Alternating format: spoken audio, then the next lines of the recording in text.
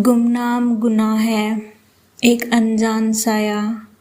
यह पहला एपिसोड आपके लिए तैयार है। इसे मैंने बहुत ही सस्पेंस और विजुअल डिटेल्स में लिखा है ताकि आपके सामने उस गांव और उस किले का दृश्य खड़ा हो जाए। तो जरा गौर से सुनिएगा। गुमनाम गुनाह है, एक अनजान साया। इसका एपिसोड फर्स्ट, रेत का बुलावा। एक भारी और डरावनी सी आवाज के साथ रेगिस्तान की तेज हवाओं के थपेड़ों की आवाज आ रही थी। रात का वक्त, पुरानी ट्रेन का एक डिब्बा हिलते हुए और बाहर बहुत घना अंधेरा था।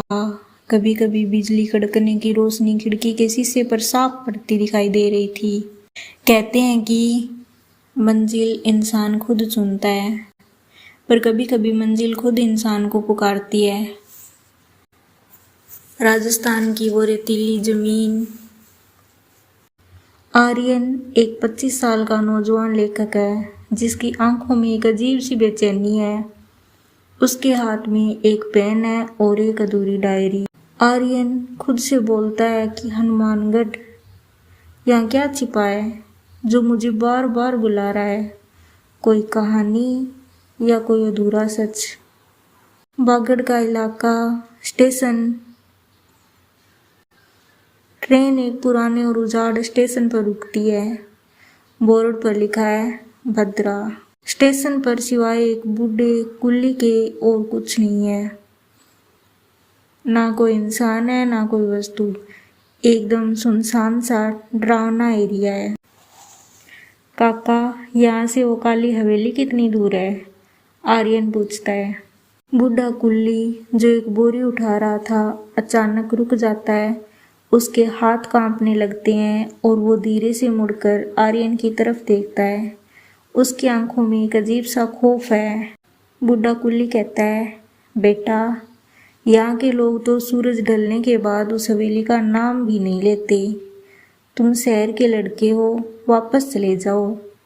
वहां धूल में सिर्फ मिट्टी नहीं, किसी की चीखें दबी हुई है। आर्यन मुस्कुराते हुए कहता है, काका, मैं लेखक हूँ। चीखें ही तो मेरी कहानियों की स्याही बनती है।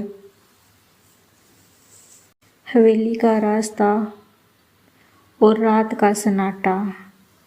आर्यन एक पुरानी जीप में बैठकर हवेली की तरफ जा रहा है। आर्यन एक पुरानी जीप में बैठकर हवेली की तरफ जा रहा है। चारों तरफ रेत के टीले धोरे हैं। लाइट के सामने कभी कभी कोई जानवर भागता हुआ दिखता है। आर्यन अपनी डायरी में लिखता है। जीप का ड्राइवर बार बार पीछे मुड़कर देख रहा है, जैसे उसे डर हो कि पीछे की सीट पर मेरे अलावा भी कोई बैठा है। हवा में एक अजीब सी सड़ांध है, जैसे कोई वर्षों पुरानी याद सड़ रही हो। काली हवेली के सामने जीप रुक जाती है। सामने जिसके हाथ में एक पेन और एक अधूरी डायरी है। आर्यन काली हवेली के सामने जीप रुकती है। सामने एक विशाल पत्थर की बनी हवेली खड़ी है। हवेली के गेट पर लोहे की भारी जंजीरें लटकी है। जैसे ही आर्यन गेट के हाथ लगाता है, एक चील जोर से चिल्लाती हुई उड़ जाती है। आर्यन गेट का ताला खोलता है। चूं चूं की भारी आवाज सन्नाटे को चीर देती है। आर्यन अंदर कदम रखते हुए कहता है, अंधेरा यहाँ इतना गहरा है कि मेरी टॉर्च की रोशनी भी जैसे डर रही हो। दीवारों पर लगी पुरानी तस्वीरों की आंखें मुझे ही देख रही है। ऐसा लग रहा है जैसे मैं इस हवेली में पहली बार नहीं आया, जैसे ये दीवारें मुझे पहचानती है। हवेली का कमरा, सस्पेंस का आगाज।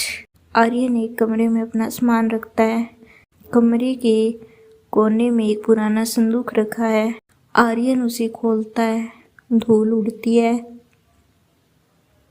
अंदर एक लाल रंग की पुरानी डायरी रखी है। आर्यन डायरी उठाता है और उसे खोलता है। डायरी के पन्ने पीले पड़ चुके हैं। जैसे ही वो पहला पन्ना पढ़ता है उसके चेहरे का रंग उड़ जाता है। आर्यन कांपती आवाज में कहता है, ये कैसे मुमकिन है? इस डायरी में आज की तारीख लिखी है और नीचे लिखा है, आज एक अनजान मुसाफिर ट्रेन से आएगा, उसके गले में काला धागा होगा और वो इस संदूक को खोलेगा। आर्यन अपने गले को छूता है जहाँ सच में एक काला धागा है। अचानक कमरे का दरवाज़ा जोर से बंद हो जाता है। टॉर्च की लाइट बंद हो जाती है। आर्यन चिल्लाता है, कौन है वहाँ? अंधेरे में एक औरत की पायल की आवाज़ सुनाई देती है, छन छन छन छन छन छन, और एक परछाई तेजी से दीवार पर गुजरती है। आर्यन की आंखें फटी की फटी रह जाती है। कौन हो सकता है वहाँ पर? क्या रिश्ता है आर्यन का इस हवेली से? और क्या होगा आर्यन के साथ इस हवेली में? जानने के लिए बने रहिए हमारे चैनल पर और चैनल को सब्सक्राइब कर दीजिए। मिलते हैं आपसे अगले एपिसोड में, जहाँ पर पता चलेगा कि क्या है इस डायरी का राज और इस हवेली का राज। Thank you, bye bye, take care.